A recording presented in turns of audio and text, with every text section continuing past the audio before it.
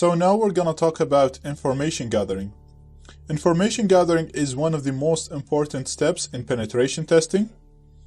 For example, say if you're trying to gain access to a computer that exists on a certain network.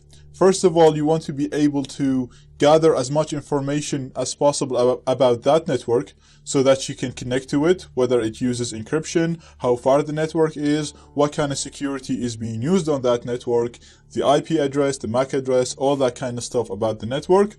Once you can actually connect to the network, you'd want to be able to gather information about the devices that exist on this network. Once you gather information about these devices, you want to see which one of them is your target. Once you locate your target, you want to be able to know what IP address it is, what operating system it runs. Does it run Windows? Does it run Linux? Is it a phone? If it's a Windows, what version of Windows? If you get the version, you want to see, once you know the version, you might be able to look for buffer overflow exploits and then gain full access to that laptop. That's just an example. So information gathering is very important. The more information that you gather, the more likely that you will be able to gain access to your target and achieve your goal. So today, or in this lecture, we're going to talk about network discovery, or what's known as word driving. Now basically word driving is where you have your device and you'd be walking or driving around the area that you think that your target is in or the network is in, and gather information about these networks. So we're going to use an app called Wi-Fi Analyzer, which gives us information about all the Wi-Fi networks that are around us. So it gives us information about the network name, gives us information about the MAC address, the channel, the encryption, the speed, the signal strength, and it even shows us the devices that each network, or the devices that are connected to our current network. We'll talk about that in the next class. So I'm just going to go to my Kali Linux device. It's right here. And you can download this app from the App Store. So as you can see here, I have it right here, Wi-Fi Analyzer. So I'm just going to tap it. And as you can see straight away, it's showing me the networks that are around me. And we can see that there are 4 networks. And TY2 has the strongest signal. That's because this is the one that I'm actually connected to right now. And then you can see the rest is fluctuating because there actually none of them is my network. The other one in blue, it's not very well visible. This is one of my networks as well. That's why it's a bit strong. So this curve basically shows you the signal strength of all the networks around you.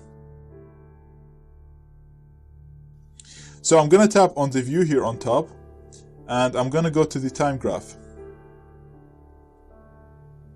This will basically show you the signal strength across time, and as you can see, it's moving. So you can see which networks are consistent and which networks aren't.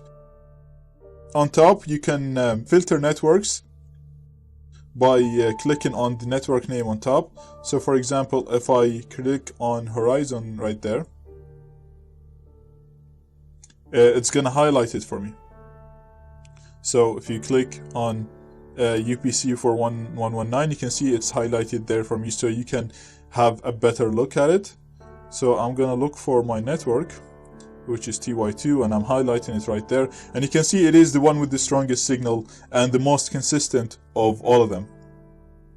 Now, the other view that we have is the channel rating.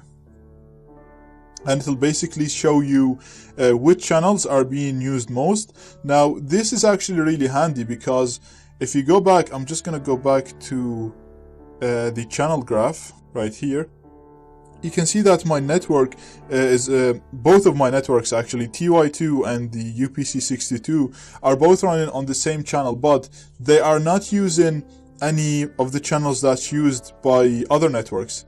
By doing this, I can actually avoid overlapping, and I'll have stronger signal in my house for my networks. Now, I have them both running on the same channel because TY2 is just an experimental or a temporary network that I only use when I'm making videos.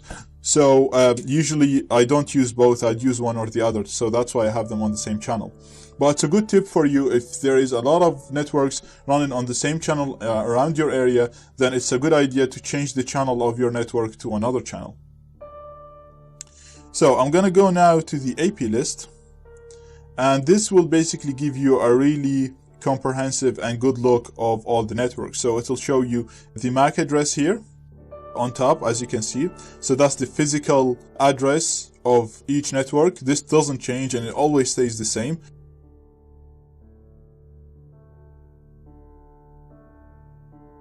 It also shows you the channel, it shows you the speed, and it shows you the encryption or the security use. So you can see this network, my network, it uses WPA, PSK. If you go down, you'll see actually all of them are using WPA at the moment. You can also see your current address because I'm actually connected to this network, so you can see my current IP address here.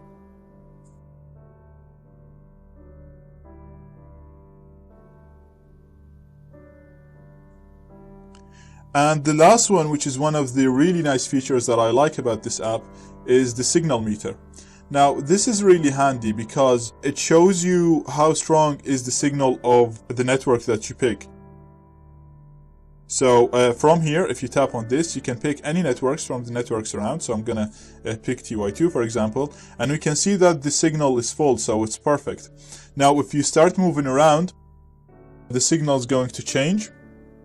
So it's really good, say, if you're in a place and then you're trying to see what is the spot that has the best coverage or the strongest signal in that place, then you can basically just pick the network that you want and start walking around or moving around until you find the area with the strongest signal. Now, this comes in really handy when you're trying to break into keys, whether it's WPA or WEP keys. You usually want a spot with a really good signal.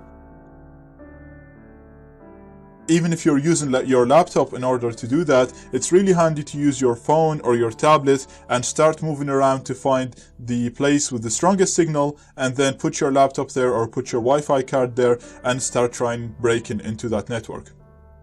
We will talk about break-in keys, whether it's WEP or WPA or WPA2 in stronger or in the future lectures. But I just would like to point that this will come in really handy when you're trying to do this. And you'll see it in the future when you actually try to do some tests. It's really difficult to get, or it's really important to get a place with a good signal. And this will help you to do that. And it's going to be really useful.